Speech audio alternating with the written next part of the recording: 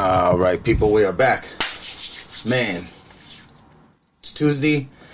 What is today? The 5th? No, excuse me. The 6th is this Saturday. Today is the 3rd. No, excuse me. 2nd. Today's the 2nd, November 2nd. Tomorrow's the 3rd. I fly out to New York.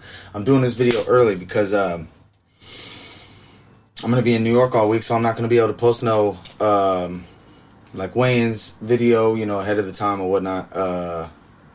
But I wanted to just talk about the fights because all these fights are amazing. But I really wanted to just talk about, let's run it through real fast through the early prelims. Let's see what starts. CJ Figueroa, Odave Osborne, Melsick, Dustin Jacoby, John Allen, John Vellante, Chris Barnett. Chris Barnett, he fought, God, who did he fight where they weren't?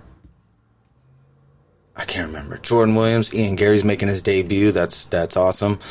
Edmund Shabazian, Nasruddin Imavov, Ali Quinta, Bobby Green, Alex Pereira's making his UFC debut, which is beautiful. We'll see what, you know. And he's fighting Andreas Michelitis. And then, of course, we go to the heavy-hitting main card, one of the most stacked main cards I've seen in a long time. Kicks it off with Frankie Edgar, Marlon Vera. Let me take these off.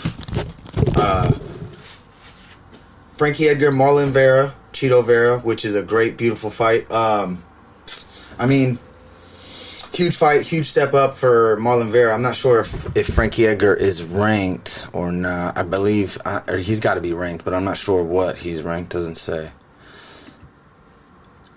God, I wish it would say what they're ranked. He's got to be ranked. But yeah, huge fight for Marlon Vera. Frankie's coming off that knockout loss to, I believe, Corey Sandhagen.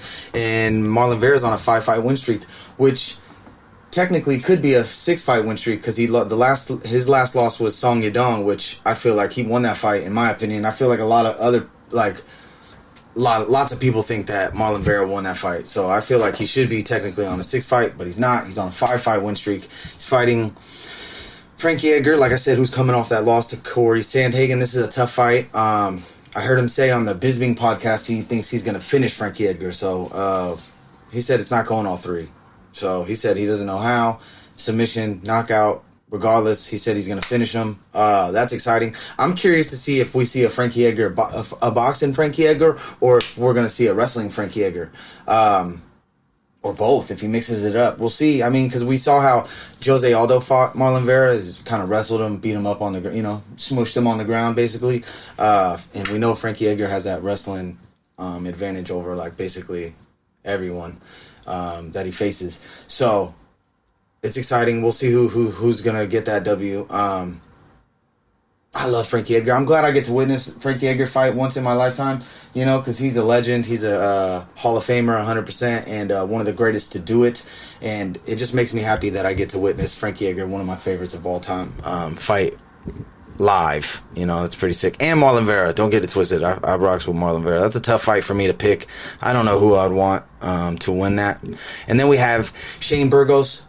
Damn, they should have opened up with Shane Burgos and Billy Quarantillo, which Shane Burgos is, I believe, coming off that loss to Edson Barboza, a knockout loss, TKO loss, where it was like a delayed reaction where he kind of like got clipped with a hook. I can't remember if it was a right hook or a left hook. It might have been a left hook. Boom, got clipped, and he was there, and then all of a sudden it hit him, and he went backwards. Ref called it. Billy Quarantillo is coming off that fight against, who did he last fight? He fought, it was a great fight too. Gabriel Benitez, okay, and he TKO'd him, that's right. And then before that, he lost to Gavin Tucker. So he's on a one-fight win streak. Shane Burgos is coming off that loss. Tough fight for both of these dudes. It's going to be a war, I would imagine. It's going to be a war. Shane Burgos is always exciting. Billy Quarantillo is always exciting. It's going to be a war. I'm expecting chaos during that fight. Then we have Justin Gaethje, Michael Chandler for the 3rd fight up. I just listened to Michael Chandler on MMAfighting.com. He was just in that interview. I don't know what to think. He's basically saying that he's going to, you know, step in the middle meet him in the middle, and they're going to bang it out. He said he doesn't expect it to go all 3. I don't know if I believe him. I feel like he's trying to set the precedent that he's going to come out and go to war with Justin Gaethje, and then he's going to backstep and maybe try to wrestle, maybe try to clinch, maybe try to make it a dirty boxing fight. I don't know. We'll see. I wonder if he comes out, if Michael Chandler comes out the way he came out against Dan Hooker, trying to push forward, push the pace, throwing bomb shots. It's I don't know. I don't know what to believe. I don't know what to expect, really, to be honest. And then we know what kind of Justin Gaethje we're gonna get. Step in the center. He's gonna tighten up, low kicks, fucking tight work, phone booth fighting, tight work, low kicks inside the he does kicks from inside the clinch, which is incredible. It's like he's up close like this, and he'll chop down on you like bang with his. It's crazy. It's beautiful to watch. Some of the most violent striking there is, like legit, some of the most violent striking there is. But of course, he's Trevor Whitman cadet, so I'm rocking with Trevor Whitman always. Justin Gaethje, Trevor Whitman's got a huge night. I'll talk about that later. But so I'm rocking with Justin Gaethje. He's one of my favorite fighters of all time. No disrespect to Michael Chandler, but gotta rock with Justin Gaethje in this one. And then of course we have the co-main event. The fight that I'm really going for is Rose Namajunas, Weili Zhang. The rematch, fight 2. First one, we know what happened. Rose kind of split the guard with her kick. Boom, head kicked her, knocked her out, pounded her out. TKO finish. Weili Zhang then, still kind of has like excuses, like the Chris Weidman thing, which was like she shook Chris Weidman's hand right before he went out there, and then she saw him snap his leg, which is, it's crazy, that's fucked up, but it is what it, it's like she's using that. And then she said that Rose intentionally got the crowd to boo her, and it affected her. She wasn't used to being booed, which I think I disagree with that for sure, but I think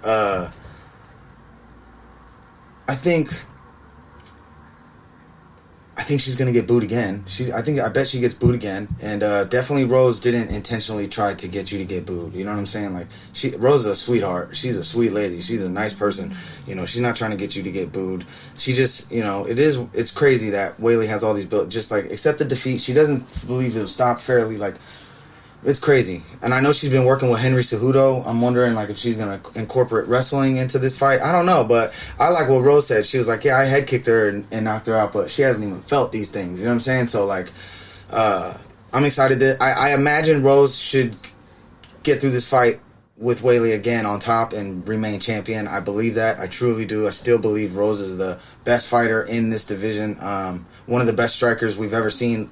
Man, female, weight class, whatever. One of the best strikers, hands down. Angles, the way she cuts angles, the way she gets in and out, her striking ability, just the way she throws punches, the way she splits guards, just comes, the different looks, the different feints, bruh, switches stance. It's just, everything is beautiful what Rose does. I think she's one of the highest level strikers that we've seen ever in the UFC, to be honest, in my opinion.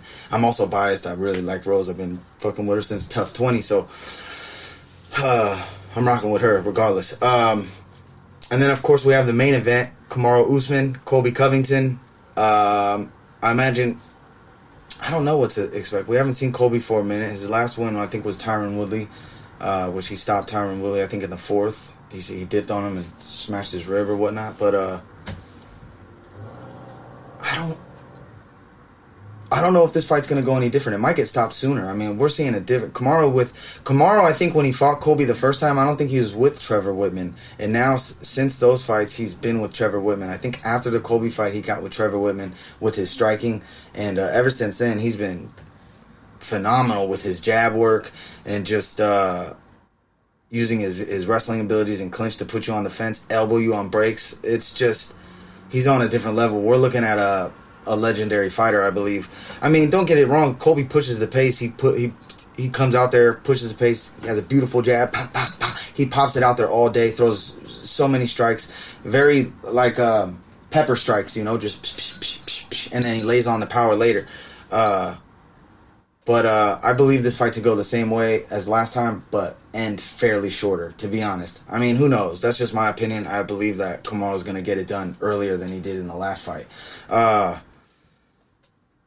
We will see, though. That's the beautiful thing about the sport. I could be 100% wrong on all of this, and that's the best part about the sport is you never know, bro, because any mistake, one small mistake, bro, lights out or anything, bro, so anything can happen. I just wanted to drop this because, and also I wanted to say, because Trevor Whitman has 3 of these fights. If Trevor Whitman gets all 3 of these wins tomorrow, or on Saturday,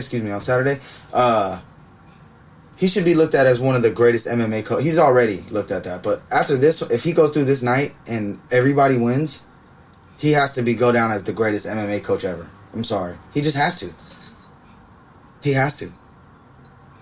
2 champs, 1 interim champ caliber, basically champion caliber. Like his next, if Justin wins, next fight is Dustin Poirier, Charles Oliveira. It doesn't matter who it is. He's next. It's just incredible. I'm very excited for this. We're flying out tomorrow morning.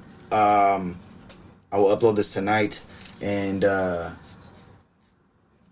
yeah, man, just a few more sleeps and we're out there. I got the press conference tickets and the weigh-ins tickets. I might not go to them. I grabbed them just in case I got time to hit them because I want to hit all the tourist shit in New York. You know what I'm saying? But I got them. I got the press conference tickets and the ceremonial weigh-in tickets just in case to go. I might not. I should go to the weigh-ins. If anything, I'll miss the press conference, but I should go to the weigh-ins. I'll watch the press conference on my phone because that's Thursday. I want to get busy Thursday and knock out hella shit. So, but I got the tickets just in case. Anyways, I just wanted to make this video real quick and talk about this upcoming card because it's amazing. One of the best of the year, I believe, from top to bottom. And yeah, I'll post clips maybe from the arena or something like that through my phone or something. You know what I mean? See what happens. But yeah, this will be up when it drops. Like it, subscribe, do all that good shit. I'm out of here. Peace.